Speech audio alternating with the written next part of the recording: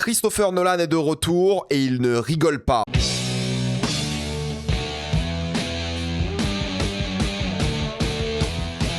L'Odyssée. Comme d'habitude, jusqu'à la minute indiquée dans le titre de la vidéo, il n'y aura pas de spoilers, restez tranquille, après on va tout spoiler. L'Odyssée raconte l'histoire d'Ulysse qui, après la guerre de Troie, souhaite rentrer chez lui. Malheureusement, il va s'égarer avec son équipage, et pendant ce temps, les prétendants à son trône essaieront de lui voler son royaume et sa femme. Il n'y aura que Télémaque, son fils, pour les empêcher. L'Odyssée est sûrement le film le plus attendu de l'année, avec Dune 3, je dirais, et Christopher Nolan, il sort d'une victoire historique aux Oscars après Oppenheimer il y a déjà 3 ans. Succès planétaire presque inattendu, vu le sujet, des gars qui parlent dans des bureaux pendant 3 heures, personne s'y attendait, presque 1 milliard au box-office. Là, il est de retour avec l'histoire la plus connue de l'Occident, hors récit religieux, je dirais, l'Odyssée, jamais vraiment adapté à cette échelle. Il y a quelques films par-ci par-là sur l'Odyssée, que ce soit métaphorique, allégorique et tout, mais comme ça, un gigantesque péplum de plus de 2h30, ça n'a jamais été fait dans l'histoire du cinéma. Et c'est là que Nolan arrive avec un grand film épique d'une échelle jamais vue pour cette histoire, grandiose, d'action. Des péplums comme ça, on n'en fait juste plus, tout simplement. Il est parti pour avoir, d'après moi, le plus gros succès de sa carrière. Il va taper le milliard, je pense, assez facilement. Le bouche à oreille va être phénoménal. Il va exploser son record historique et ça va plaire, le film, je pense, vraiment à quasiment tout le monde. Croyez-moi, les polémiques sur les acteurs, la colorimétrie, le design des costumes, tout va disparaître après le visionnage du film. Genre vraiment tout. Tout le monde va fermer sa bouche, prendre sa claque et encore plus les rageux. Mais il faut quand même parler du film et la chose hyper intéressante concernant le film et son marketing, c'est la fameuse caméra IMAX. Moins basé d'ailleurs ce marketing sur l'œuvre en soi que tout le monde connaît, l'Odyssée, mais plus sur le format d'image et l'expérience ultime de cinéma, c'est-à-dire le fameux IMAX 70 mm. Alors moi j'ai vu le film en classique, en DCP, comme 99% des gens qui vont voir le film, ça sera ce format 2.35 scope, mais je vais le revoir ce week-end à Bruxelles, j'ai payé mes places, je vais le voir en IMAX 70 mm, c'est le premier film de l'histoire de la fiction entièrement tourné comme ça, vraiment. Alors il y a eu des documentaires, tout ça, qui filmaient en IMAX 110 mm, hein, mais en termes de fiction, c'est le premier film de l'histoire tourné de A à Z comme ça. 100% du film. Avant, c'était pas 100%. Avant, Nolan, il a fait 15, 20, 30, 40% je crois pour Oppenheimer du film en 70 mm, mais là, c'est vraiment tout le film. Ça n'a jamais été fait auparavant dans l'histoire du cinéma. Et honnêtement, bah moi je veux pas rater ça, donc je vais aller en tout cas dans l'un des cinémas qu'il propose en Europe. Il y en a 4. Il y a donc le BFI de Londres qui est booké jusqu'en août déjà. Il y a le Kinépolis de Bruxelles, il reste encore des places. Il y a l'Odysseum de Montpellier, il me semble qu'il reste encore des places. Et tu as le fameux IMAX à Prague aussi. Donc il y a 4 cinémas dans ce continent, sur ce continent si vous préférez, qui proposent l'expérience comme Nolan le souhaite. Et si vous voyez des cinémas faire un peu la promo en mode oui, nous on a du 70 mm, nous on a l'IMAX, ça ne suffit pas. Il faut l'IMAX et le 70 mm ensemble. Si vous voyez juste IMAX ou juste 70 mm, c'est pas suffisant, c'est pas ça. Il faut les deux ensemble. Et il n'y a que ces 4 cinémas-là qui le proposent en Europe. Pour les gens qui regardent au Canada ou des choses comme ça, bah, il faut vous renseigner, je connais pas assez bien le Canada. Mais en tout cas, voilà, en Europe, c'est ces 4-là, c'est les seuls à le proposer. Il faut bien qu'il y ait marqué IMAX 70 mm. C'est important, sinon c'est pas du tout la même chose. Je ferai une vidéo si vous voulez cette semaine ou début de semaine prochaine pour tout réexpliquer et pour comparer la version classique du film et la version de Nolan, l'IMAX 70 mm en version 1.43 pour voir ce que ça donne. Je vous dirai s'il y a de grosses différences, mais ne vous faites pas avoir. Vraiment, il n'y a que ces cinémas-là qui le proposent. Et c'est pour ça que je vais aller voir dans les 2 formats disponibles. Une fois comme tout le monde et une fois en IMAX 70 mm qui sera vu par, j'imagine, 1 à 2% des gens qui vont voir ce film dans l'histoire du cinéma. Et ce mec-là, il est quand même fascinant, hein, Nolan. C'est lui qui fait avancer la technologie IMAX. Il a créé un système avec son équipe IMAX qui permet cette fois-ci d'enregistrer les dialogues. Parce qu'avant, la caméra IMAX faisait tellement de bruit que c'était impossible d'enregistrer des dialogues. Là, ils ont créé tout un système qui permet d'insonoriser la caméra, qui permet d'avoir les dialogues, mais aussi de voir l'acteur en face. Parce que la caméra est tellement gigantesque que pour les champs contre champs de dialogue, ils ont mis un système de miroir en place pour permettre aux acteurs de se regarder dans les yeux. Ce qui se fait avec une caméra classique, mais avec une caméra aussi gigantesque de 135 kg et tout, c'était pas possible. Donc en fait, il réinvente des technologies qui vont être réutilisées plus tard, c'est clair et net, comme il avait fait avec le noir et blanc. Il n'y avait pas d'IMAX noir et blanc à l'époque, parce que c'est une pellicule, noir et blanc, c'est un traitement différent. Donc là, il fait avancer la technologie avec IMAX, avec son cinéma, et ça, faut le respecter. C'est un ingénieur aussi, il a envie de vraiment changer le monde du cinéma, et ça, c'est vraiment cool. Tous les gens par la suite vont utiliser la caméra qu'il a mis ici en place pour, évidemment, l'Odyssée. Donc, franchement, c'est cool de sa part pour ça, mais maintenant, faut se dire les choses. Est-ce que le film est bien? Avant de commencer cette vidéo, j'aimerais remercier le partenaire officiel de celle-ci, CyberGhost VPN et ses 38 millions d'utilisateurs et presque 5/5 sur Trustpilot. Vous les connaissez, c'est le meilleur moyen de soutenir la chaîne et un service utile que j'utilise tous les jours. Je vous mettrai dans la description et le commentaire épinglé un site internet qui vous dit dans quel pays se situe le film que vous voulez regarder. Ensuite, vous changez Canada, États-Unis, Royaume-Uni, Italie, Suisse, Belgique. Vous allez avoir la VSTFR et même la VF dans certains cas. Quelques exemples sur Netflix, vous avez déjà le film 28 ans plus tard, Le Temple des Morts. Sur Disney+, vous avez Avatar 3 ou Jumpers. Sur Amazon Prime Video, vous avez déjà Projet Dernière Chance. Et sur HBO Max, qu'il faut utiliser depuis l'application HBO. Si vous avez un compte via Canal, connectez-vous avec ce compte sur Max. Vous allez avoir Marty Suprême, Hurlevent ou encore La Momie. Et oui, CyberGhost propose des serveurs dédiés pour les plateformes de streaming. Pour les gros consommateurs de YouTube comme moi, vous allez avoir YouTube Premium pour beaucoup moins cher. Connectez-vous à un pays de l'Union Européenne comme la Roumanie, la Bulgarie, chose que je vous conseille. Ça va marcher, il y a plein de tutos en ligne qui vous disent comment faire et ça fonctionne sur d'autres abonnements aussi comme Letterboxd, Patron. Et en plus de ça, vous le savez, mais il y a certains sites internet qui vous embêtent aujourd'hui, vous demandent votre carte d'identité et vous avez juste envie de vous Christopher Nolan en paix. Avec un VPN, c'est possible. En plus, quand vous regardez certains films d'une manière un peu spéciale, clin d'œil, en tant que cinéphile, vous avez envie d'être en sécurité et c'est pour ça qu'il faut l'utiliser. Vous pouvez partager un compte avec cette personne. Au total, c'est disponible sur tous vos appareils préférés. C'est super simple d'utilisation. Vraiment, tout le monde peut le faire sans aucun problème. Vous pouvez essayer par vous-même quand vous êtes satisfait ou remboursé sous 45 jours. Vous avez une assistance technique en français 24h/7. Utilisez le lien dans la description, le commentaire épinglé afin de vous abonner à CyberGhost VPN. Bénéficiez de 83% de réduction plus 4 mois gratuits. Foncez sur l'offre. Vous connaissez tous l'histoire de l'Odyssée, mais je vais quand même pas la spoiler au cas où. Voilà, par respect pour ceux qui connaissent pas vraiment tous les détails de l'histoire. Et ce qui nous intéresse, nous, ici, c'est pas que l'histoire de l'Odyssée, c'est l'approche de Nolan pour l'Odyssée, et comme à son habitude, il y aura plusieurs temporalités, mais là au moins il est moins chiant entre guillemets que d'habitude. Ces temporalités à lui sont liées au concept même de l'Odyssée et d'Homère, le fait de raconter, de partager des histoires, de surenchérir, d'abuser, de mentir. Et donc c'est là au fait que c'est intéressant, ce sont différents personnages qui racontent différentes histoires. Cela vient avec leur biais, que ce soit Ulysse, Ménélas, interprété par Jon Bernthal, ou même Travis Scott en Bard. Donc en termes de temporalité, je trouve ça bien mieux trouvé, pas du tout confus. Ça sert le propos de l'œuvre et la narration, et ça permet de donner des libertés créatives à l'œuvre, vu que c'est un point de vue du personnage à chaque fois. Certains vont avoir tendance à mentir, à dire ce qui les arrange et tout, et ça crée des narrateurs intéressants dans un film assez fluide, compréhensible et qui joue parfaitement avec le suspense de l'aventure, même si on connaît déjà l'histoire. Donc en termes de temporalité, pour moi, c'est son film le plus réussi avec Oppenheimer. Bien mieux que Tenet, mieux que Dunkerque aussi. Memento, je le mets à part parce que Memento, c'est quand même un film qui dépend 100% de la temporalité et c'est ça le gimmick même de l'œuvre. Ça fonctionnait vraiment bien pour moi ici et il a compris, Nolan, comment raconter cette histoire. Ça a peut-être agacé certaines personnes, mais pour moi, c'est à la fois bien géré en termes de temporalité et ça donne vraiment cette impression d'histoire linéaire alors que c'est pas vraiment le cas. Et ça, c'est top. D'un côté, vous allez avoir le grand voyage épique d'Ulysse suite à la guerre de Troie, la fin, qui est vraiment le début de l'histoire, mais encore une fois en termes de temporalité, bah, ça joue aussi avec ça. Et quand je vous dis grand voyage épique, c'est ça, hein, c'est des navires, des péripéties sur des îles, un sens de la camaraderie, une traversée maritime, des surprises, des morts, des défaites. On n'en fait plus des films comme ça, il faut dire les choses. S'il y a un blockbuster américain comme ça qui sort tous les 10 ans, c'est déjà un miracle. Franchement, de tête, j'en ai pas. On va comparer, mais j'arrive pas à me rappeler du dernier film qui avait cette ampleur, cette envergure grandiose comme ça.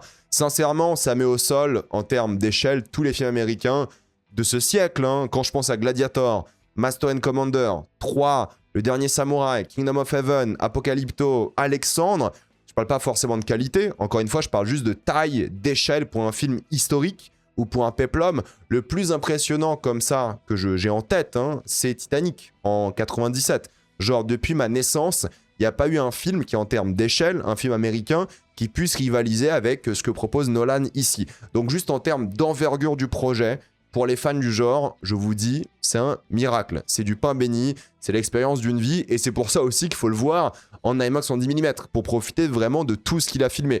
J'exclus évidemment les films de SF, comme les Dunes par exemple. Là, je me concentre vraiment sur les péplums et les drames historiques.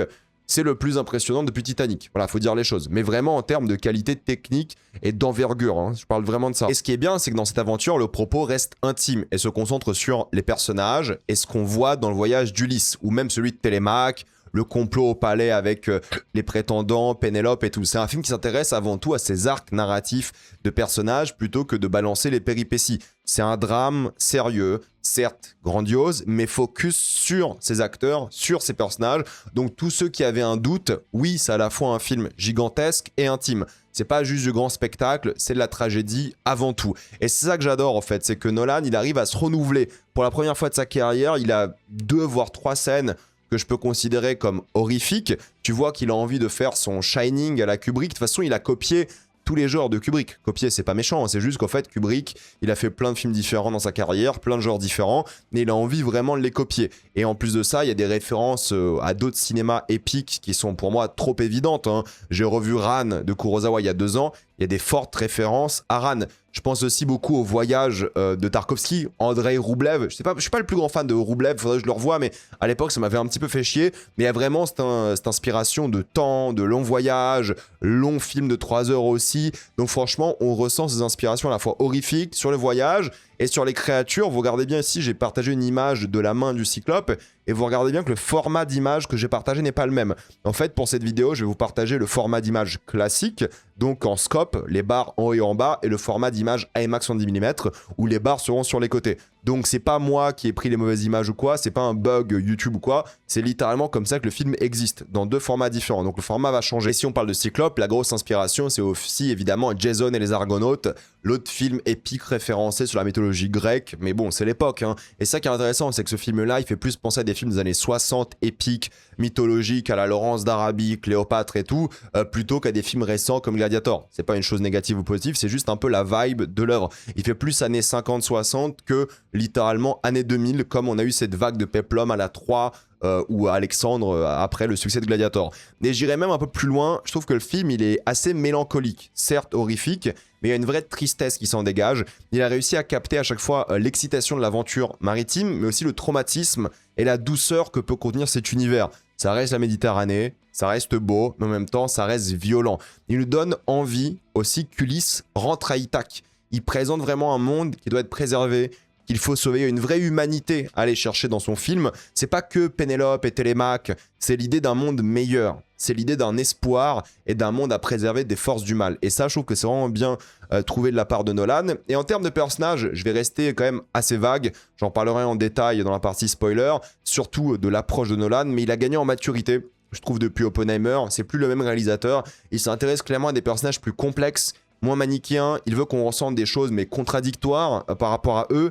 Et c'est un peu la force du film aussi. C'est pas juste le mythe du héros simple et basique qu'on connaît. Il reprend un peu Ulysse et le transforme dans un truc que moi je connaissais pas de ma jeunesse quand j'ai lu l'Odyssée, quand j'étudie ça, je sais pas, au collège, au lycée. Il twiste un peu le truc en nous disant que voilà, là on est dans un monde un peu plus sérieux, entre guillemets réaliste, pour faire des parallèles à notre monde à nous. Et puis évidemment, comme Oppenheimer, hein, chaque petit acteur va vraiment percer l'écran. Ils ont parfois des gros noms pour des petits rôles. Et en même temps, bah, ça permet d'avoir à chaque fois une petite scène, un petit moment mémorable. Il y a des petits rôles chez Nolan, hein, toujours. Mais ils ont toujours aussi leurs grands moments. C'est ça qui est cool chez Nolan, c'est qu'on s'en rappelle. Et là, je trouve qu'ils ont tous une super alchimie. Surtout l'équipage d'Ulysse, hein. Franchement, il y a un vrai travail qui est fait par rapport à ça. Tu ressens les galères, sans mauvais jeu de mots, et les difficultés à être vraiment sont soumis, mais tu sens aussi l'amitié. C'est ça qui est intéressant. Et cela va vraiment pour toutes les relations. On s'ennuie jamais quand t'as un acteur qui parle. On peut ne pas être d'accord avec certains choix de casting, ok, et certains acteurs sont vraiment pas présents. Genre Mia Goth, pour le coup, c'est une super actrice qui a pas le droit à sa scène. Et je pense qu'il y a eu des moments où le film a été beaucoup cuté. Ils ont dû enlever beaucoup de scènes du film, j'en parlerai après. Mais vu le roster déjà colossal d'acting, bon, il n'y en a pas un qui m'a vraiment déçu ou qui semblait inadapté à ce qu'on proposait ici et ce que proposait Nolan. Et c'est évident que Matt Damon et Anna Hathaway seront nommés à l'Oscar. Pour moi, c'est clair et net. Il y a une tendresse entre les deux. Ils ont le droit à des scènes d'Oscar, justement, que l'Académie aime beaucoup. Matt Damon, il porte le film sur ses épaules, hein, sans aucun problème. Mais ils ont tous ce moment iconique. Maintenant, est-ce que ça va aller nommer des Tom Holland ?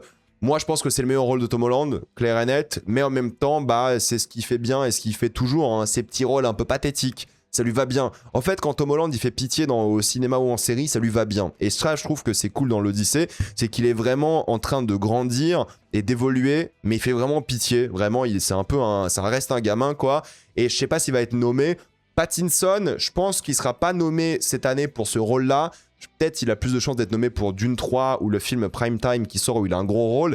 Mais là, il a un rôle où il est un peu en retrait. C'est pas du mauvais Pattinson, mais ça reste du Pattinson aussi tout de même. Il m'a pas surpris avec ce rôle. Là où il m'a surpris dans plein d'autres œuvres auparavant, là je trouve qu'il fait comme d'hab quoi. C'est bien, hein, il régale toujours, le mec est trop fort, mais c'est vrai que c'est peut-être le moins marquant des 4 principaux avec Holland, Damon et Hathaway. J'en dirai pas plus sur les acteurs, mais l'alchimie est présente, il y a des scènes assez fortes entre eux, ils évoluent, ils changent, ils deviennent de nouvelles personnes et ça c'est bien.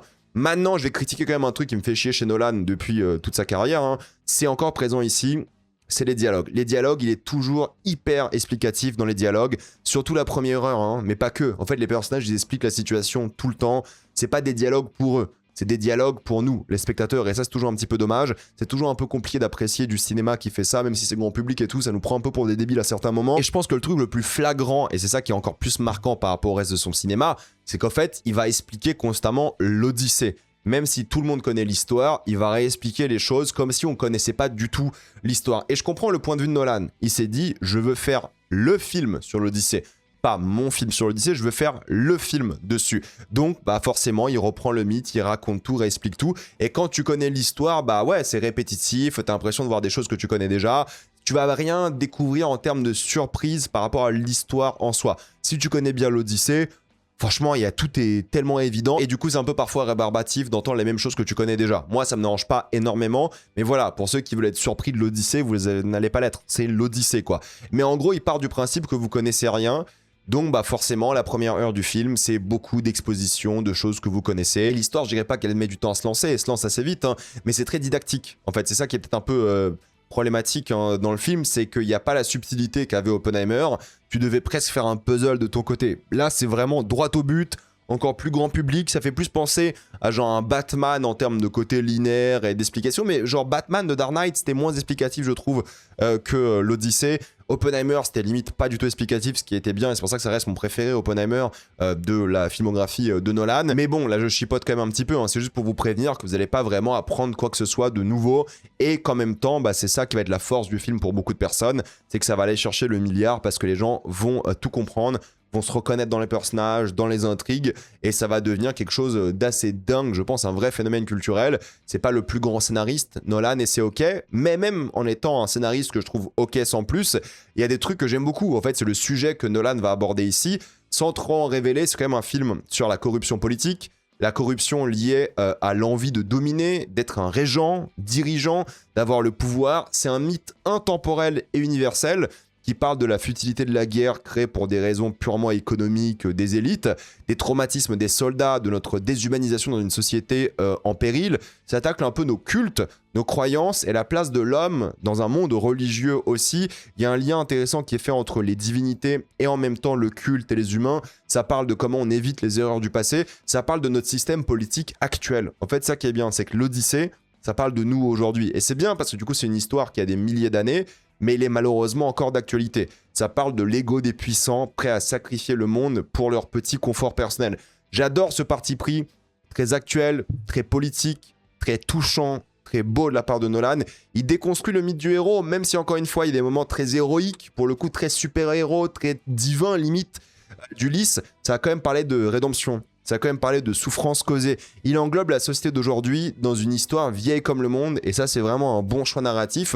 C'est presque la première histoire jamais racontée, entre guillemets, quoi. C'est génial de la part de Nolan, et c'est pour moi l'une des forces de son film, sans même évoquer les complots, les lobbies, les allégeances, les trahisons. C'est un film qui est dense thématiquement, qui arrive à tout mélanger parfaitement pour arriver à une conclusion qui fait chialer, quoi. Je pense que c'est vraiment... Les gens vont dire que c'est Interstellar, son moment le plus émouvant et tout, mais j'ai été plus ému par rapport à la fin et une séquence en particulier dans l'Odyssée que la fameuse séquence d'Interstellar, qui est considérée comme le film le plus triste de Nolan. Il y a une séquence ici que j'ai trouvé bien plus forte, bien plus belle, bien plus subtile, bien plus marquante que l'Interstellar. Et pour moi, il y a vraiment sa scène la plus touchante ici, sa plus belle, sa plus, oui, émouvante, quoi. Et c'est là que vous vous dites sûrement que je suis en train de saucer le film depuis 15 minutes, voire plus, que je suis hyper content du résultat. Mais c'est là que je vais commencer à décevoir quand même un petit peu. Nolan, je trouve que c'est un gars qui s'améliore de film en film. Ça veut pas dire que ses films sont forcément meilleurs à chaque fois, mais en termes de maîtrise, il s'améliore sur quasiment tout. Et là, il propose un cinéma que je trouve un peu nouveau pour lui, qui est plus maîtrisé, plus classique certes et plus académique, digne de ses péplums de l'époque, et moins dans son bordel habituel. Et quand je dis bordel, c'est pas forcément péjoratif, hein, c'est juste que c'est un peu un bordel, ces films, quoi. Et justement, il a plein de qualités que j'adore dans ce film, en termes de mise en scène, en termes de plein de choses que je vais citer, mais je trouve qu'il y a aussi une bêtise assez décevante. Quel montage! Je trouve que le montage du film, vous savez, quand vous comparez à Oppenheimer, j'adorais le montage. C'est vraiment un truc 3 heures, on dirait que c'est une bande-annonce, le rythme était parfait, ça rebondissait tellement bien entre les timelines, d'une à l'autre, sans problème, c'était nickel. Et là, il essaie de faire un peu la même chose pour l'Odyssée, surtout au début. La première heure du film, ça marche pas très bien. Je trouve que le montage, il est rushé, ça rebondit très mal d'une scène à une autre, d'un lieu à un autre, ça enchaîne trop vite. Et c'est encore plus flagrant lorsque vous commencez la deuxième heure du film, où là, ça se pose, et c'est tellement mieux. Et je pense vraiment que là, les 2 dernières heures sont vraiment maîtrisées en termes de rythme. J'avais les étoiles dans les yeux. La première, pour moi, il y a un souci. Et je pense vraiment qu'il a essayé de tout montrer, tout expliquer. Et je pense aussi qu'il manque 15 minutes au film. Genre le début, ça se voit que c'est rushé. T'as l'impression qu'il a tout coupé trop vite, qu'il a rien laissé s'installer. Contrairement au reste du film, hein, qui est tellement plus maîtrisé dans littéralement tout. Le début, en termes de montage et d'enchaînement de séquences, je trouve qu'il est un peu lourdingue, surtout avec l'exposition de toute l'histoire et tout, la téléportation des lieux, d'intrigues de personnages. Et le symbole de ça, c'est le Cyclope. Le Cyclope, c'est vraiment pour moi peut-être la scène la plus décevante du film. Encore une fois, c'est pas mauvais et j'ai pas envie de trop en révéler, mais ça va trop vite. Ils arrivent trop vite dans la caverne, ça finit trop vite, l'ambiance, le danger, le moment iconique n'a pas le temps de s'installer. Et franchement, si t'avais 5 minutes de plus dans cette grotte du Cyclope, iconique. Il aurait fait le Cyclope all-time de l'histoire du cinéma, il aurait dû faire traîner un peu plus la séquence, qu'ils arrivent plus doucement, qu'il y ait plus un mystère, surtout que c'est genre la première péripétie, en fait. T'es en mode, ça va trop vite, c'est trop cuté, ça se voit qu'ils ont tourné pour de vrai, que c'était impressionnant et tout, il y avait tout pour faire un moment légendaire de cinéma, et c'est tellement rapide, c'est tellement, genre, vraiment coupé au montage, ça souffre de cet abus, que ça en fait pas un moment iconique. C'est pas mauvais, c'est bien, attention, ça reste impressionnant et tout, il y a de vraies bonnes idées, mais ça va trop vite. Encore une fois, pour ce genre de choix narratifs, de montage, de rythme, Nolan, faut revoir ses films. Non pas pour comprendre l'histoire, mais juste pour s'habituer au rythme. Quand tu te prends un film de 3 heures dans la gueule, et je l'ai vu il y a un moment le film, hein, quand tu le prends dans 3 heures dans la gueule comme ça, tu sors de ta salle, t'es un peu sonné, limite. Faut que tu réfléchisses au film, faut que tu te poses. Donc il y a des séquences qui sont un peu plus dures à voir. Maintenant, je vais revoir le film, je vais vous refaire une vidéo sûrement dessus, voir comment j'ai revécu le rythme.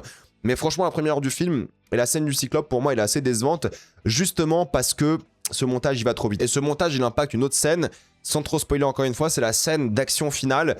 Pour moi, c'est l'une des pires scènes d'action de sa carrière. Vraiment, Nolan et l'action, ça a toujours été compliqué. Il a rarement réussi à faire de l'action, surtout avec des épées, des coups de poing et tout.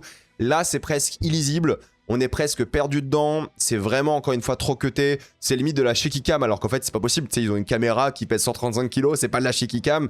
Ils laissent tomber tout académisme qui était présent un peu avant dans certaines scènes d'action aux épées et tout, pour en faire un bordel un peu décevant. T'as du mal à te repérer. C'est imparfait. J'étais vraiment déçu par la fin, qui, d'après moi, en termes d'action, est l'une des pires séquences de la carrière de Nolan. Du coup, t'as 2 gros points noirs en réalité, et j'en ferai encore une fois une deuxième voire troisième vidéo pour comparer les choses, mais c'est le montage au début du film, le montage dans la scène d'action finale, et un peu le côté illisible. Et il y a un autre truc, franchement ça j'attends de voir pour confirmer, mais c'est la manière dont il a cadré son film. En fait, vu que c'est le premier film de l'histoire tourné à 100% en 1.43, donc le format que vous voyez ici, il y a un problème de cadrage. Ah, en fait, le truc, c'est que vous pouvez aller voir sur la chaîne YouTube de l'Odyssée ou même sur le site officiel de l'Odyssée, vous pouvez comparer le cadrage de la bande-annonce avec le format scope de 35, avec le 1.43 et tout. Donc, vous pouvez vous-même comparer.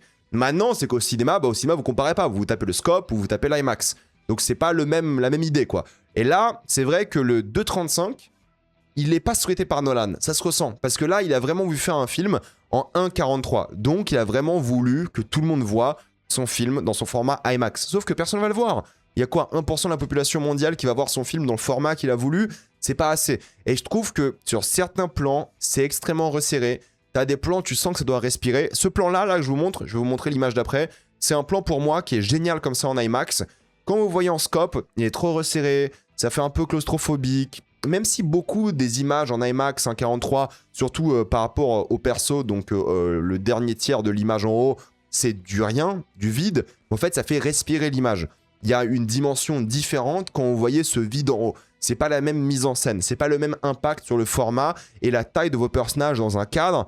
C'est quelque chose d'important. Là où avant, il avait, je sais pas, 20-30% de son film en 1.43, le fait d'avoir 100% de son film en 1.43, je trouve que le film est trop resserré. Et ça se voit que pour un film aussi gargantuesque, épique, gigantesque, encore une fois, être aussi refermé sur soi, c'est parfois un petit peu problématique. Et justement, quand vous comparez les images du format 1.43 et les images en scope, bah ouais, le film est beaucoup moins claustro en 1.43, ça respire, c'est plus grand en termes d'échelle, il y a un truc vraiment épique par rapport à ça, qui, je trouve, en scope, a l'air de souffrir. Encore une fois, je vais revoir le film ce week-end, donc peut-être je vous dirai n'importe quoi, ça souffre pas, c'est la même chose, peut-être. Mais là, quand j'ai vu le format en scope, je trouvais que c'était un peu trop resserré, et qu'il y a des séquences où je me dis, c'est pas l'émotion qui veut faire transmettre au spectateur, et c'est un peu décevant. Est-ce que ça va gâcher votre film? Je pense pas du tout. Je pense que le film va quand même être apprécié, génial, mais ça prend en compte, parce qu'on le ressent. Genre, si vous comparez ces deux images, regardez, c'est le même plan, hein. Regardez bien, là, t'as de l'espace, ça respire. Là, c'est resserré. C'est pas la même mise en scène. Là, il y a un côté où vraiment, Ulysse, il est concentré différemment. Là, on voit le monde qui l'entoure un petit peu. Et dans cette scène-là, sans la spoiler, c'est important de voir le monde qui l'entoure. Vous dites, mais ouais, mais c'est que du vide, on voit moins ses cheveux, on voit son front et tout, mais c'est pas pareil. Bon, j'irai voir le film et peut-être je vous dirai ça, même chose, on s'en fout. Mais comme ça, de ce que j'ai ressenti, je trouvais pas ça pareil. Mais, mis à part ces griefs que j'ai avec la mise en scène de Nolan, bah le reste, je trouve que c'est du grand art. Il arrive parfaitement à filmer des grands espaces pour montrer la solitude. Et il prend son temps pour la montrer, surtout à partir de la deuxième heure de film. Il est parti filmer dans 6 pays différents. À chaque fois, c'est dans des décors réels. Tu ressens la taille des îles, des collines, des plages, des forêts. Même en scope, hein. Même sans l'IMAX, vous ressentez justement ça. Ça fait vrai tout le long. Il y a zéro foutage de gueule, il sait montrer l'échelle des lieux, le tourisme il va exploser dans les endroits dans lesquels il a filmé. Hein. Il a vraiment rendu hommage à l'Europe et au Maroc aussi, parce que le 3 c'était filmé au Maroc, et surtout tu ressens le voyage de l'équipe. Ça forge la camaraderie d'Ulysse, c'est une vraie sensation que t'as dans l'œuvre. Les passages en navire sont majoritairement filmés sur des vraies mers pour le coup, il y a du vrai vomi, des vraies galères, sans mauvais jeu de mots encore une fois. Il y a une vraie claustrophobie qui s'installe dans un navire, alors qu'en réalité, t'es censé être dans l'un des espaces les plus ouverts du monde, mais la solitude s'installe, l'isolation de ces gens-là s'installe, ils sont perdus, et il arrive à parfaitement capturer cette sensation, cette émotion. Tu sens la pluie, la tempête, la violence de l'océan. Pour les fans comme moi d'aventures maritimes et de grands péplums historiques épiques, c'est presque le Graal, quoi. T'es autant dans le navire que sur les îles, la maîtrise, elle est dingue, et puis franchement, même 3, j'en parlerai en spoiler, mais 3, c'est montré comme quelque chose de tellement tragique, c'est la source de tous les conflits, et c'est une approche presque anti-blockbuster de 3, où tout se passe comme prévu, mais on dirait quand même une défaite. C'est ça qui est intéressant, tout en ayant des milliers de figurants, mais ce plan, il est gargantuesque, il y a des centaines de figurants, dans un château au Maroc, t'es jamais paumé, tu comprends tout l'enjeu. C'est hyper impressionnant, franchement il n'y a rien à dire sur certaines maîtrises, et la manière dont il joue sur la mort, c'est une grosse thématique aussi, le trauma qui revient, les morts à honorer, les cercueils qui font écho à l'enfer grec montré aussi dans le film. Il capture ces petits moments de personnages pour montrer leurs failles. Ça manque de l'originalité d'Oppenheimer, mais en termes de film classique, académique, bah ouais, c'est assez fort quoi, le mec est bon. Hein. Et faut citer le travail du chef-op, Hoyt van Hoytema, c'est peut-être le meilleur chef-op en activité. Franchement, il signe l'un des plus beaux films impressionnants, si c'est pas le plus beau film de la carrière de Nolan. Entre les contrastes, la profondeur de champ, les lumières au loin d'Ithaque ou à l'intérieur, les tempêtes, la pluie, la couleur de l'eau retravaillée clairement avec la colorimétrie parce que les gens gueulaient, c'est pas assez bleu, vous inquiétez pas, c'est turquoise, il y a tout ce qu'il faut. La bande-annonce, pour le coup, ne rend pas justice à la beauté formelle et spectaculaire de l'œuvre. Chaque plan est une claque, sauf la fin où j'ai un peu du mal encore une fois, mais ça joue sur cette émotion partagée, on comprend tout par les couleurs, il y a une vraie narration visuelle, les idées avec Pénélope emprisonnée derrière une grille quasiment tout le film, Athéna qui apparaît à des moments de tragédie pure comme un fantôme, il y a des idées formelles, factuelles, efficaces, comme pas possible quoi. Le travail sur le feu, la lumière naturelle incroyable, c'est exceptionnel ce qu'il arrive à faire. Pour le coup, il a produit un truc je trouve incroyable, chaque scène met une claque par rapport à ça, surtout la nuit. Franchement, filmer la nuit en lumière naturelle et tout, c'est pas facile. Là, il a réussi à le faire. C'est bien éclairé, les intérieurs antiques. Tu ressens que c'est à la fois ou des vrais châteaux ou des décors reconstruits, mais à l'identique. Je sais même pas, je pense que c'est des vrais châteaux. Il doit aussi avoir quelques décors quand même. C'est tellement du cinéma à l'ancienne, comme on n'en fait plus. Tu sais, l'époque sans effets spéciaux, entre guillemets, parce qu'il y en a, hein. Il y a un monstre un peu en CGI dégueulasse. Enfin, dégueulasse, j'exagère, hein. C'est pas très très beau. Mais globalement, c'est du vrai, quoi. C'est tangible, on peut le ressentir, quoi. Tu vois ces énormes plages interminables, t'es plongé dans quelque chose, ça fait tellement vrai. Le monde du cinéma blockbuster devrait être comme ça, devrait être épique, grandiose comme ça, de l'artisanat réel et unique. C'est un film qui est varié, qui fait penser à l'âge d'or d'Hollywood, des années 50-60, quoi. Il y a des scènes, putain, encore une fois, il y a des centaines de figurants qui vont tirer un cheval qui pèse des tonnes. Tu sens le poids du cheval, c'est long, c'est dur. Tu vois aussi l'intérieur, c'est claustrophobique, dégueulasse. Mais attention, j'ai encore une petite critique à faire, pas assez. C'est un autre défaut du film. Je trouve que pour un film qui est R-rated, donc aux États-Unis, c'est un film qui est considéré comme violent. Chez nous, c'est moins de 12 ans, je crois, mais chez eux, c'est moins de 7, si je dis pas de bêtises. Donc il a le droit d'avoir des gros mots. Il dit fuck plein de fois dans le film. 3-4 fois, ce qui est genre une nouvelle pour Nolan. Je crois que c'est l'un de ses premiers gros projets comme ça, hors Oppenheimer R-rated, si je dis pas de bêtises. Et je trouve que ça dessert le film un petit peu. C'est pas parce que les fuck me dérangent ou quoi, mais il y a que les fuck. Il y a que genre la violence verbale qui est présente. Genre à chaque fois qu'il y a de la violence physique, des décapitations, une épée et tout, on le voit pas. On le voit pas du tout. Donc en fait, on dirait que c'est filmé comme un film PG-13, donc vraiment tout public ou presque. Mais à cause de ces fuck là, bah, au fait, le film, il passe R-rated, alors qu'il n'y a pas de sang, pas beaucoup. Il n'y a pas de vraie violence, il n'y a pas de gore du tout, quoi. C'est dommage, parce que pour un film qui se base autant sur la violence, ne pas la montrer, c'est un peu triste, un peu dommage. Il n'y a pas beaucoup de violence physique. Et justement, je trouve que le montage, il est fait pour cacher la violence physique. Si la fin était une boucherie comme dans l'Odyssée, hein, putain, il y avait un truc. Mais là, il n'y a pas de gore, il reste quand même assez soft sur ça, et moi, je le vois très bien, Nolan. Comme il était très pudique à l'époque, et dans Oppenheimer, t'as quand même pas mal de scènes de cul. Moi, je le vois très bien, Nolan, passer sur un truc vraiment gore, et gore, j'exagère, hein, c'est pas Evil Dead, hein, mais passer sur un truc bien plus violent dans la suite de son cinéma. Mais là, justement, le montage, les cuts, c'est fait pour cacher la violence. Alors qu'en fait, il a le droit de montrer la violence.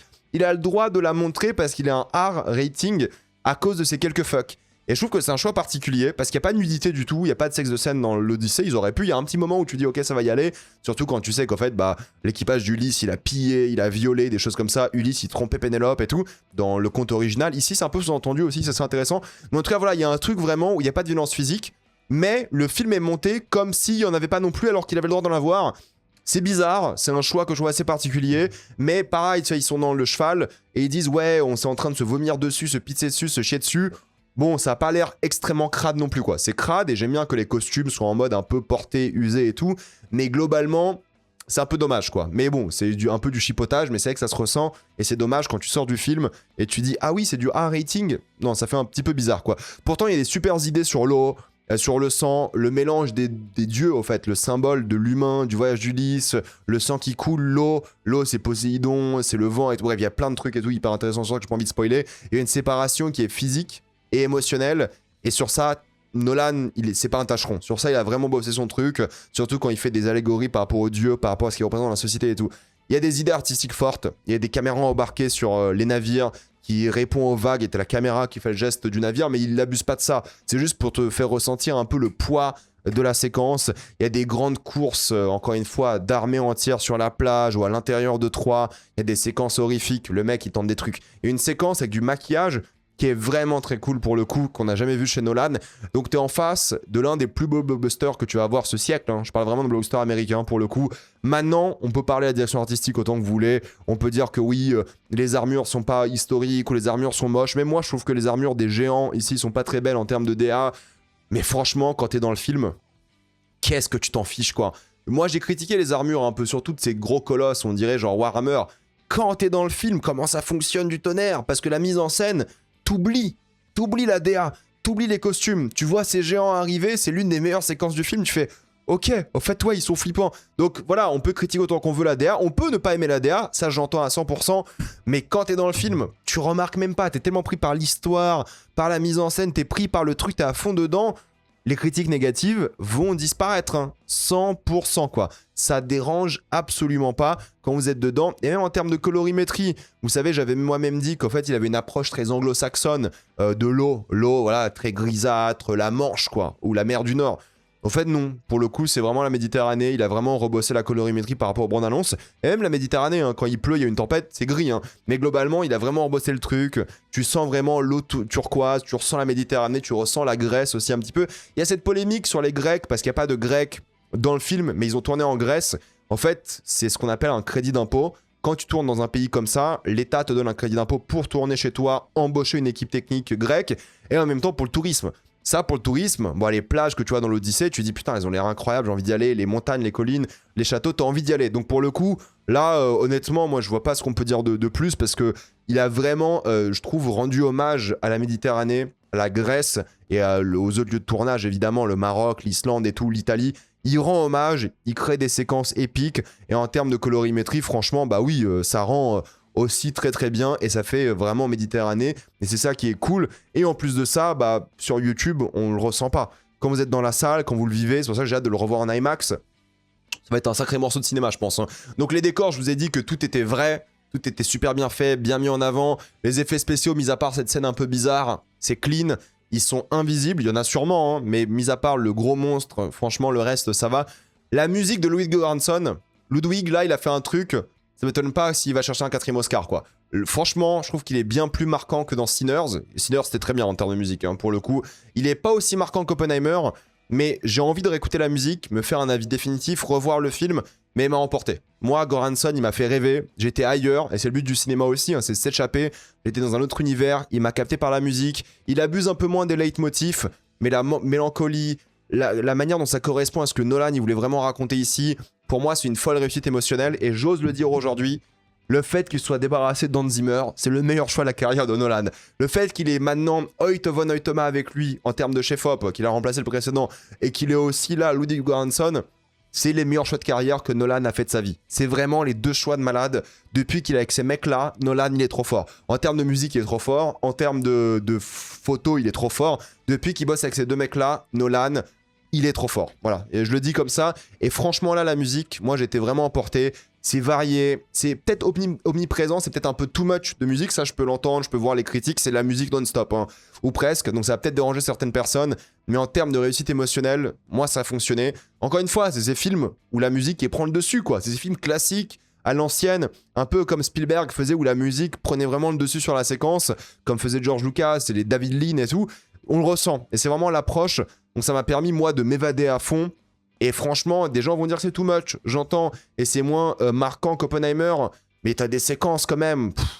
Musicalement, t'es à fond dedans et tu t'entends la musique, et il a fait vivre et tout. Et surtout, un autre truc, c'est le travail sur le son. Le travail sur le son, franchement, limite le son est plus intéressant que la musique.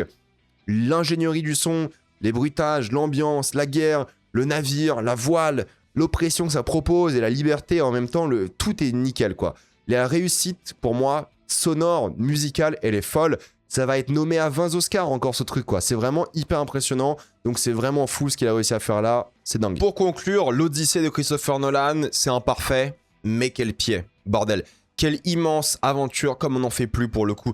Des scènes marquantes, un récit réadapté, mature, une maîtrise impressionnante. Certes, il y a des choses un peu pénibles, que j'aime pas, énervantes même, qu'on pensait passer avec Nolan, qui reviennent, un rythme bancal à certains moments, un montage problématique, mais on en veut plus, quoi. Franchement, le film, il dure 3 heures, t'en veux plus, t'as envie de rester dans la salle, t'as envie que ça continue, c'est vraiment bien rythmé à partir de la 2e heure de film, j'adore les personnages, oui, c'est trop surexpliqué, mais bordel, c'est un blockbuster généreux, c'est pas son meilleur film, hein. Moi ça reste Oppenheimer, peut-être top 3, top 4 de ses meilleurs films, faudrait que je revoie quelques films, mais c'est émouvant, c'est fort. Il a réussi à taper un truc franchement assez unique. Et si on pouvait avoir un film comme ça, mais même tous les 2 ans, ça serait un miracle. Je vous jure, en termes de blockbuster, ça serait un miracle. C'est le plaisir ultime. Ça va taper, je pense, un record de nominations aux Oscars à la Sinners, genre en mode 15, 16, un truc comme ça. Pas sûr que ça gagne beaucoup, ça dépend de la compétition avec Dune et d'autres films, Digger, le Inaritu. Mais en tout cas, sur le point de vue technique, ça va se faire nommer, ça peut gagner. Donc franchement, je conseille l'Odyssée à tout le monde. Je pense que vous allez tous prendre votre pied. Il y a rarement des expériences cinéma aussi grandioses et épiques, donc profitez-en. C'est pas parfait, il y a des vrais problèmes, mais foncez sur l'Odyssée. Honnêtement, hein, je ne vois personne détester ce projet. Peut-être un peu des critiques et tout, j'ai déjà vu un peu quelques retours, mais globalement, l'embargo, il a sauté là quand je poste ma vidéo, genre à minuit pour tout le monde. Franchement, je vois pas les gens détester ce film. Je pense que ça va rapidement devenir peut-être le préféré des gens avec Interstellar, avec Inception, quoi. Là où Oppenheimer, ça va un petit peu diviser et tout, là, les gens vont sortir de l'Odyssée et vont faire « Ouais, ouais, c'est tout, en fait, ouais. » Et je comprends et je suis assez d'accord. Moi, c'est pas mon préf, mais je recommande à tout le monde d'aller le voir, quoi. Un film comme ça, je vous jure, il y en a plus. Il y en a plus, des trucs comme ça, il y en a plus. Franchement, Titanic, le dernier, aussi grandiose, quoi. Je parle bien de drame historique, peplum, je me répète, mais c'est important de vous dire que des films comme ça, on n'en fait plus, pour le coup. Même si c'est pas génialissime de tous les points de vue, on n'en fait plus. Et juste pour la claque cinéma que ça propose, moi je pense que le bouche à oreille va être gigantesque, que les gens ils vont y aller à fond, et c'est mérité. Parce que des propositions comme ça, c'est cool qu'un mec qui a de l'argent infini comme Nolan, tous les studios lui donnent de l'argent, ils se disent ok, je vais faire un rêve de gosse, je vais faire mon Spartacus à la Kubrick, je vais faire mon Lawrence d'Arabie un petit peu, je vais faire mon grand film grandiose à la Peter Weir Master and Commander, à la Ridley Scott Gladiator, je vais le faire, et vous savez quoi? Il l'a fait. Donc foncez sur l'Odyssée, vous allez grave kiffer, et maintenant on va passer en spoiler. C'était très osé quand même de commencer le film avec Travis Scott. C'est rigolo, mais ça le fait. Franchement, il joue un bon barde, ça montre le rythme de l'histoire avec les timelines, puis il a 2 scènes, 2 répliques et puis basta.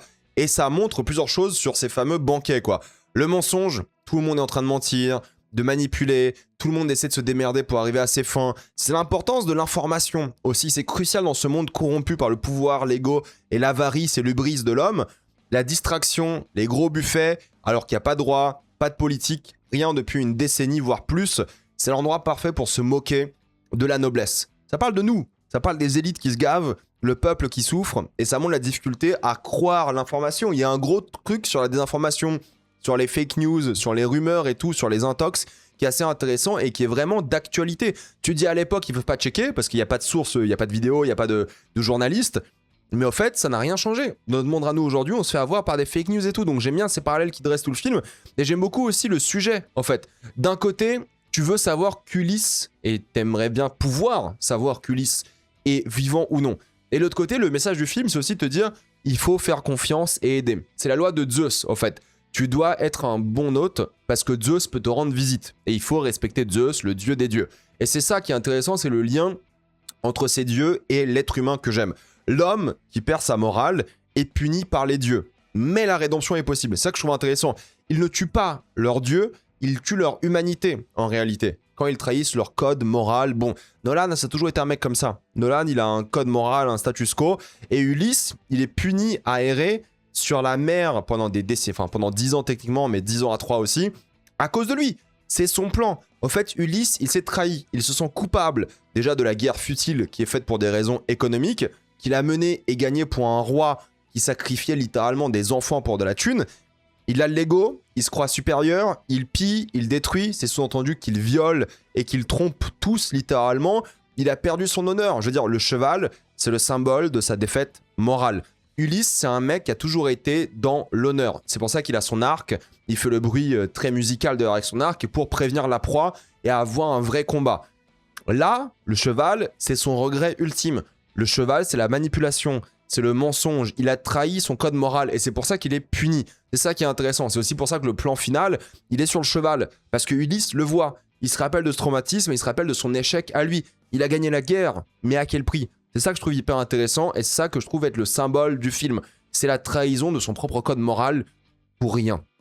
C'est ça qui est beau, c'est ça qui est fort, c'est l'échec d'un leader, quoi. Le cheval blanc, bancal, sur quand même, voilà, une sorte de bâtiment qui représente les institutions, qui clôt le film.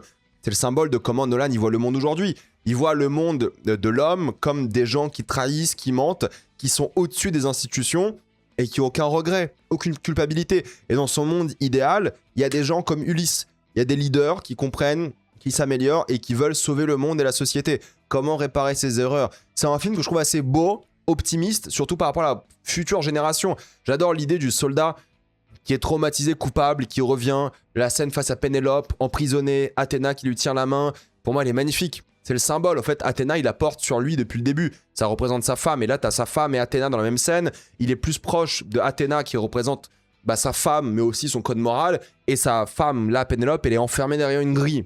C'est assez génial. D'ailleurs, cette idée d'avoir enfermé Pénélope derrière une grille alors que c'est elle la reine. En réalité, j'adore ce moment de courage où il assume son mal-être et son sacrifice. Il était prêt à mourir, Mais les dieux lui donnent une deuxième chance. Et les dieux, c'est lui, en fait. C'est lui qui se dit, ok, j'ai déconné, je me donne une autre chance, quoi. Il est prêt à tout pour son peuple, pour sa famille, mais surtout pour, voilà, la société. Le monde d'aujourd'hui, justement, c'est ça que je trouve intéressant. Il est rongé par les monstres du passé, les démons qu'il a lui-même créés, mais ça fait penser beaucoup au Ulysse qui est sorti il y a 1 ou 2 ans avec Ray Fiennes, c'est un peu la même idée dans les deux films. Et c'est ça que j'aime beaucoup, le personnage de Matt Damon, qui est vraiment bien porté par lui, qui s'améliore, qui comprend et qui essaie de vivre différemment et autre chose. Que ce soit la relation avec son fils qu'il n'a pas connu, hein. Genre je veux dire Télémaque, il n'a pas connu. Il est parti quand sa femme était enceinte, on voit d'ailleurs la scène de conception des deux, mais justement c'est un bon moment de transmission entre les deux, parce qu'il ne connaît pas son père, mais c'est progressif. C'est touchant et c'est le symbole de comment on transmet à la nouvelle génération des bonnes idées morales. Il y a un moment où Télémaque, il est quand même presque corrompu. Hein. Faites bien attention à ça dans le film. Il a failli trahir sa propre mère. C'est ça qui est intéressant. Pourquoi? Pour le pouvoir. Et même pour Pénélope. Hein. Pénélope, elle est restée fidèle, quitte à perdre son fils qui a failli être corrompu. En même temps, c'est vrai que c'est pas le personnage le plus intéressant. Nolan et les femmes, il a un peu du mal. Certes, il donne des séquences à Hathaway où elle peut s'exprimer et peut gérer. Mais bon, qu'est-ce qu'il va faire Pénélope, mis à part faire gagner du temps à Ulysse? C'est pas le personnage qui est le plus libre d'adaptation dans l'Odyssée ou qui peut manigancer un truc de fou. Mais c'est vrai qu'elle a ses petites techniques pour attendre Ulysse, quoi. Ça fait un peu faire valoir. Mais bon, franchement, c'est l'Odyssée. Qu'est-ce qu'il va réadapter et écrire, quoi? Je comprends, hein, c'est compliqué. Mais il lui a quand même donné des scènes dramatiques fortes à Pénélope pour pas la montrer vaincue comme le système et pour la montrer comme résistante. Et le personnage de Tom Holland, il est assez intéressant parce qu'encore une fois, il vit dans l'ombre de son père qu'il a pas connu. Il est pathétique, il est faible, c'est un peu un raté, mais il a bon cœur. Et c'est ça que Nolan, il veut partager dans tous ses films, c'est que le bon cœur, la bonne morale, le travail, le sacrifice, la bonté, c'est récompensé. C'est pour ça qu'à la fin, il est le roi d'Ithaque dans une tenue dorée, pure. C'est le symbole de l'espoir de la nouvelle génération. Nolan, il y croit. En fait, Nolan, il fait plus du cinéma pour sauver sa femme qui meurt dans tous ses films, ou des choses comme ça. Il fait maintenant des films pour l'avenir de l'humanité, pour l'avenir de ses enfants à lui. Avant, surtout avec Oppenheimer, il se disait putain, mais attention les gars, parce que là on a quand même des bombes nucléaires, on est en train de tous s'entre-dévorer et tout. Et là, c'est un peu ça, c'est la suite logique d'Oppenheimer où il dit la future génération, le monde leur appartient. Moi, j'ai fait mon temps, limite, Nolan. Il dit j'ai bientôt 60 ans, j'ai fait mon temps, c'est à mes enfants de gérer ça. Et justement, dans Télémaque, il voit, je pense, ses enfants, il voit l'avenir de la société. C'est pas un mec défaitiste pour le coup, Nolan. Nolan, il a envie d'infuser du cinéma quelque chose de beau, quelque chose de fort et d'optimiste. Oui, la jeunesse peut être corrompue, comme on l'a vu avec Télémaque. Oui, il a failli trahir sa mère et tout. Mais Nolan, il est assez positif sur ça. Il se dit, ok, c'est à nous aussi, parents, d'éduquer nos enfants et la société pour que nos enfants soient purs, pour qu'ils soient dorés, pour qu'ils aient quelque chose de positif à apporter au monde. Et j'adore cette idée. Franchement, j'adore ce côté limite plus collectiviste, limite plus moins individualiste de Nolan. Avant, c'était vraiment chacun sa peau. Batman, c'est la justice. Matthew McConaughey dans Interstellar, c'est un colon de l'espace. Il y avait un truc un peu individuel. Là, il pense vraiment à la transmission. Il pense à la prochaine génération. Il est en train, je dis pas que c'est un wokiste ou quoi, mais il est en train un peu de se gauchiser dans son cinéma aussi. Chose que j'aime bien. Nolan, c'est un peu la droite Villepin, quoi. C'est un mec pas raciste, pas transphobe, vraiment carré, qui aime pas la guerre et tout, qui a envie d'être dans le status quo, mais qui a surtout envie de donner espoir à la génération d'après, quoi. Ça reste un mec, voilà, centriste, mais avec un bon cœur, quoi. Et ça, j'aime bien. Et dans son cinéma, qui était bien plus à droite avant, il se gauchise pas mal. Je dis pas que c'est un wokiste encore une fois, mais il se gauchise. Ça, je trouve ça intéressant de voir comment un mec, il évolue aussi dans son cinéma, dans sa politique. Et il a failli devenir, justement, comme c'est l'âge de prétendant, tu vois, ce personnage de Télémaque dans la cour qui représente ça, la corruption politique, tous prêts à manigancer mais pas se mouiller, dont Pattinson qui joue Antinous, ou Antino, je sais pas comment on dit. Lui ne tente rien, n'ose jamais, mais manipule, donne des ordres. Pendant qu'Ulysse se traînait dans la boue, il voilà, souffrait et tout, lui se gave d'alcool, de bouffe, couche même avec le personnage de Mia Goth, qui a pas beaucoup de choses à faire dans le film, pour ses intérêts. Même lorsque, tu vois, littéralement, on lui propose une sorte de rédemption, il la refuse. Le mec avait le choix d'être épargné, de comprendre son erreur par rapport à un Sinon, ou Sinon, je crois, du coup, en français. Il avait littéralement le choix, en voyant ces petites effigies là, de se dire « J'ai déconné, j'ai perdu mon cœur moral ». Parce qu'à la base, il voulait partir à la guerre avec Ulysse. Hein. À la base, il s'est dit « Moi, je veux aller à la guerre, je veux être cet homme-là ». Il n'a pas été au final, mais justement, il a ce petit rappel d'honneur qu'il avait à l'époque, même s'il y a un tout de déshonneur aussi par rapport à ça. Il a un peu triché et tout, bref. Mais en tout cas, il y avait un truc où tous les jeunes voulaient y aller, il y avait quelque chose par rapport à ça. Et là, il a été complètement déshonoré, et on lui a quand même proposé une sorte de porte de sortie qu'il n'a pas prise. Il aurait pu être épargné, je pense, mais contrairement à Ulysse, il n'a pas fait preuve de rédemption, et c'est ça qui l'a puni. C'est pas le plus grand rôle de Pattinson, c'est thématiquement approprié de représenter tous ces losers assoiffés de pouvoir comme ça, comme des lèche-bottes insupportables qui n'osent pas se salir. C'est pas une mort que je trouve satisfaisante, c'est pas un antagoniste que je trouve satisfaisant ou mémorable, c'est pas son film, en tout cas. C'est bien, hein. Le vrai antagoniste, c'est Ulysse. C'est lui le vrai démon. C'est lui, c'est ses propres démons, son propre système que lui-même a mis en place, Ulysse. C'est lui le coupable dans l'histoire. Donc quand en fait t'as Ulysse qui se bat contre lui-même, bah forcément les autres, Antinos, il est beaucoup moins intéressant. C'est ça que je trouve intéressant dans le film de Nolan, c'est que certes lui en souffre, le personnage de Pattinson, mais en tout cas, il commence à remettre en question le système. Et ça c'est intéressant. Il y a une volonté d'espoir de changer les choses et de pardon, chose que le personnage de Pattinson ne prend pas en compte. Et c'est pour ça que la fin, je trouve qu'elle est assez nulle, quoi. Oui, ça finit pas trop mal, vous savez, avec le mythe du héros classique qui tue tout le monde comme un dieu, à la fin un super-héros. C'est dommage, encore une fois, je trouve qu'en termes de mise en scène, de montage, c'est pas bien.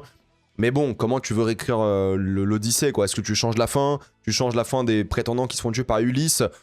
Je sais pas, franchement, je sais pas comment faire ça, comment gérer ça, mais en tout cas, c'est pas mal d'avoir en tout cas un héros traumatisé qui veut changer les choses. Ça reste classique, mais il veut briser le cycle qu'il a lui-même mis en place de la corruption, de vivre tranquillement au loin avec sa femme et de donner les chances à une nouvelle génération. Donc il y a des choses comme ça que j'aime beaucoup, même si la fin je la trouve nulle, même si elle est pas satisfaisante, même si la scène d'action pour moi elle est décevante et c'est la pire scène du film, au moins il y a une tentative. Et il y a plein de choses que j'aime bien. Oui, Lupita Nyong'o, il a genre deux petites scènes. Elle a un petit rôle. Mais elle symbolise un peu la morale de ce film avec les deux personnages qu'elle interprète. Tu seras puni si tu perds ton humanité. C'est ça l'histoire, c'est qu'en fait elle voit cet enfant sacrifié, elle veut se venger. Et elle voit qu'elle vit maintenant comme la reine d'un homme qui est brisé, genre John Bernthal. Certes, il est roi, et c'est certes la scène la plus moche du film avec Tom Holland dehors là, mais ça va encore. Même lui ne vit pas une excellente vie. Il est traumatisé, il souffre, sa femme est triste, désespérée. C'est assez tragique ce qui se passe. Pas tout le monde a gagné, au contraire, tout le monde a perdu suite à la guerre de Troie. C'est pour ça que c'était une guerre, pour des raisons économiques, pour des raisons faussement émotionnelles par rapport à Hélène et tout. Mais au final, tout le monde en ressort perdant. Et c'est ça la morale, au fait, de Nolan dans ce film. Ça sert à rien la guerre, quoi. C'est certes simple comme morale, mais c'est vraiment en mode, regardez, la guerre nous a menés ici. Et il y a deux faces d'une même pièce avec Zendaya qui représente évidemment Athéna, mais surtout le compas moral et le réconfort d'Ulysse. Oui, les dieux, qu'ils existent ou pas dans l'univers, parce que c'est un peu ambigu. Il y a que lui qui voit Athéna, mais il perd un peu la tête aussi. C'est juste un moyen de sauver Ulysse et de sauver son humanité. Encore une fois, la tirade d'Ulysse à la fin avec Athéna et Pénélope est super touchante grâce à ça. Il réunit ces deux mondes. C'est le vrai climax émotionnel de l'œuvre. Là où Calypso, interprété par Charlize Theron, représente la solitude, le déni et le réconfort et l'abandon d'Ulysse. C'est pour ça qu'il bouffe le lotus. Le lotus, ça lui fait oublier sa vie d'avant. Et c'est les deux personnalités d'Ulysse qui se battent. Une qui veut sa rédemption en souffrant mais en se rachetant fatalement. Et l'autre, l'homme qui veut rester ici, nouvelle femme, c'est sous-entendu qu'ils sont un peu ensemble, que c'est amoureux. Loin de tout, le déni ultime quoi. Il oublie même ses hommes à un moment et il faut qu'il se réveille. Chaque personnage représente quelque chose de fort, mais c'est l'Odyssée, hein. C'est pas Nolan qui réinvente les choses, hein. C'est toujours ça. Hein. John Leguizamo qui représente Emmaüs, c'est la loyauté absolue. Chose rare dans ce monde, justement. C'est un super personnage qui a pas mal d'émotions, surtout dans les retrouvailles avec Ulysse, qui sont très touchantes, je trouve. Et de même pour le chien, évidemment. C'est un moment où le chien, il peut enfin mourir. Son maître est venu la caresser une dernière fois. Benny Safdie, lui, c'est un personnage qui est assez intéressant parce qu'il a une grosse armure. Agamemnon, comme ça, gigantesque, énorme, c'est lui qui déclenche la guerre. Mais en vrai, quand il enlève, il est un peu petit. Il est chétif et surtout il est naïf. Il représente un peu ces élites pathétiques qui pensent dominer le monde, mais sans leur armure, sans leur statut ou le symbole de leur statut, ils ne sont rien. Ils sont fragiles. Et le truc que j'ai beaucoup aimé, c'est le traitement de Himesh Patel, qui est un acteur que je trouve génial. Il a un gros rôle pour le coup, Himesh Patel, il est vraiment hyper présent. En termes d'acting, j'ai trouvé hyper marquant. Vraiment le côté opposition / amitié à Ulysse, et il représente vraiment tout le navire, même pendant la séquence de mutinerie. Tu vois qu'il y a quelque chose qui se développe, mais en même temps, c'est pas rushé quoi. Ça prend son temps, et je pense qu'il y a les limites à avoir plus de scènes avec lui et Ulysse, développer une vraie amitié, un peu à la Master and Commander ou à la Gladiator. Et c'est pour ça que la scène avec Circé, elle est géniale. C'est que tu t'es suffisamment attaché à cette équipe qui a souffert, qui est vraiment dans un bordel pas possible, qui suit les ordres d'un fou. À ce moment-là, Ulysse, personne ne l'aime quoi. Il a pillé, il a sûrement violé, il a détruit des bâtiments sans raison. C'est un mec horrible, c'est un guerrier, c'est un soldat quoi. Il fait des choses horribles et en même temps, il est puni par les dieux constamment, surtout par rapport à Polyphée, le cyclope, parce qu'il tue le fils de Poséidon, enfin il blesse le fils de Poséidon, du coup ils sont punis par rapport à ça alors qu'ils auraient pu communiquer avec le cyclope, on en parle dans quelques secondes, mais du coup son équipage se rebelle contre lui quoi, et c'est là que t'as une scène géniale de body horror, hein. T'as une scène qui fait penser au Loup-garou de Londres évidemment, où l'équipage se transforme en cochon. Chose que je trouve assez bien parce qu'en termes de caméra, il a voulu garder ça dans la caméra, donc avec du vrai maquillage, des vraies prothèses sans en faire des caisses, donc pas beaucoup de CGI, voire pas du tout.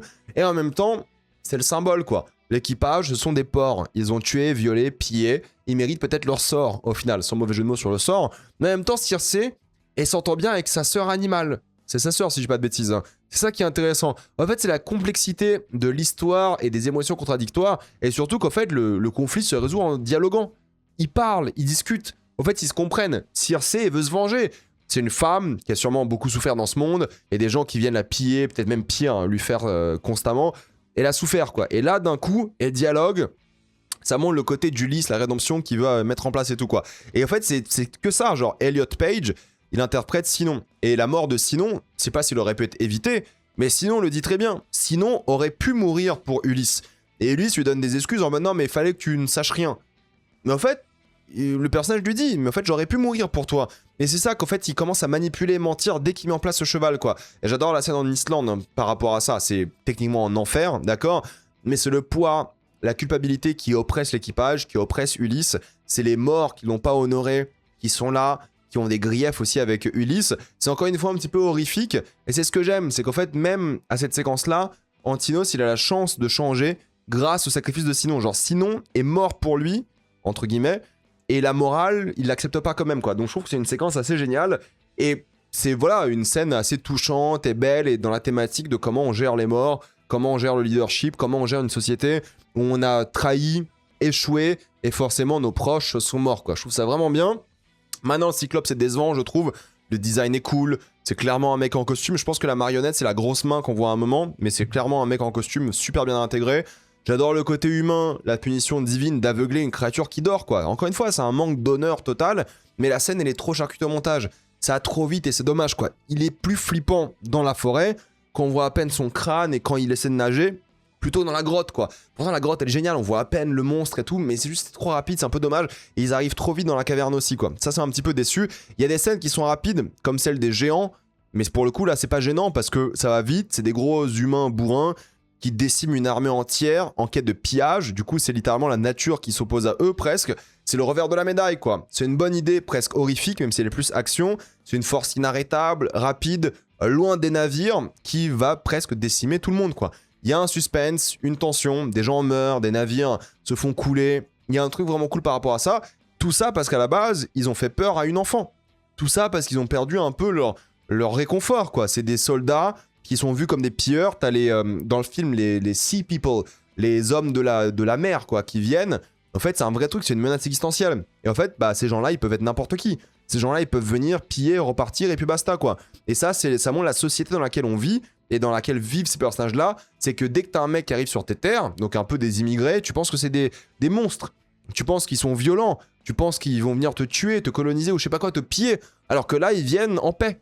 Mais ils sont tellement habitués dans cette société à voir le mal des gens qui arrivent sur leur plage, ce qui est très important pour le Royaume-Uni quand même. Nolan, il est britannique. Le cliché des immigrants qui viennent sur leur plage, c'est dans la mentalité britannique. Et Nolan te dit là, mais attends, regarde, certes, historiquement, il y a eu des problèmes et tout, mais là, en fait, on a un réflexe barbare, horrible, de repousser les gens, de ne pas les accueillir. Et c'est toute la thématique de Zeus. Il faut accueillir les immigrés, premièrement, mais il faut accueillir les gens.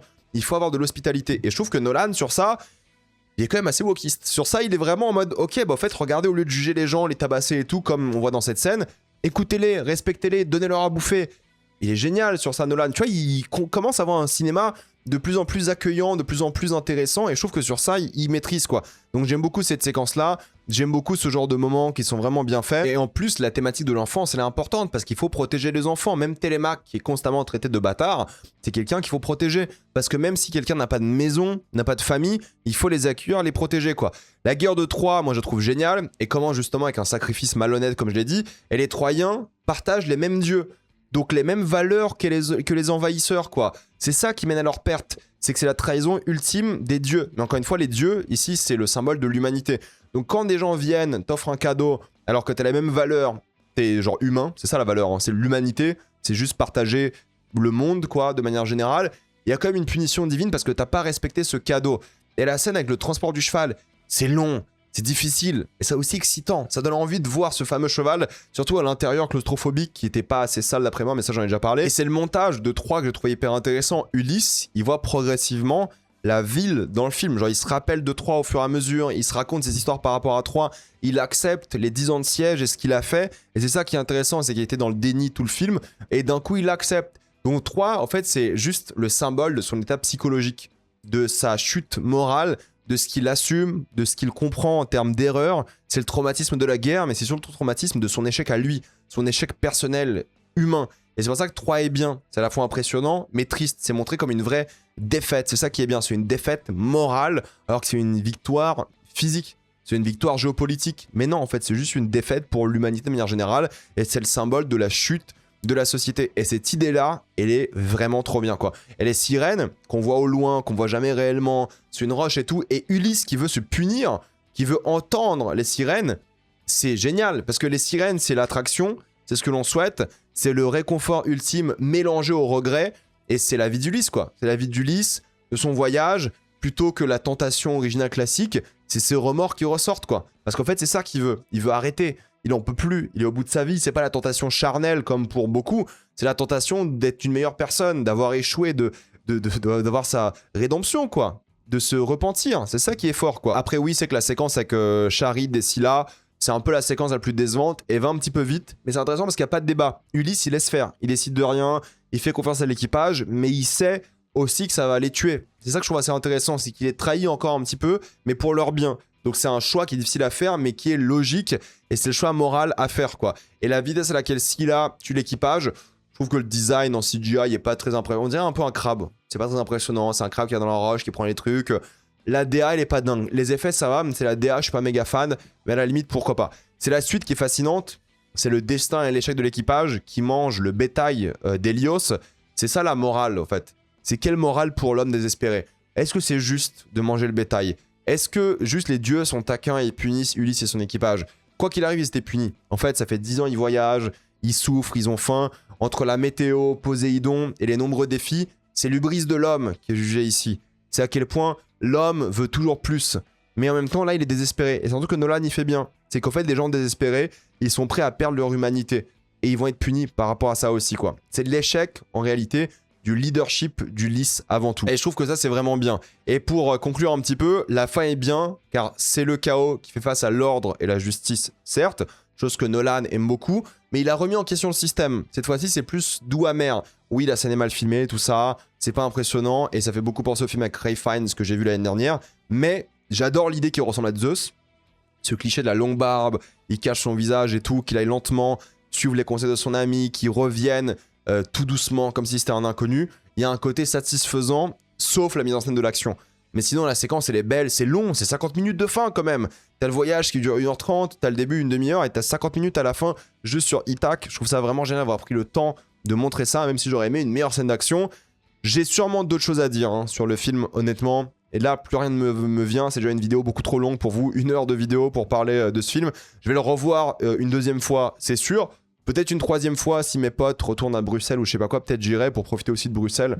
J'aime beaucoup cette ville. Mais en tout cas, je vais faire une vidéo sur le format IMAX, entre le classique et l'IMAX, maintenant qu'on aura un film, gros film pour comparer, et une salle disponible en France, en Belgique, à Londres, à Prague.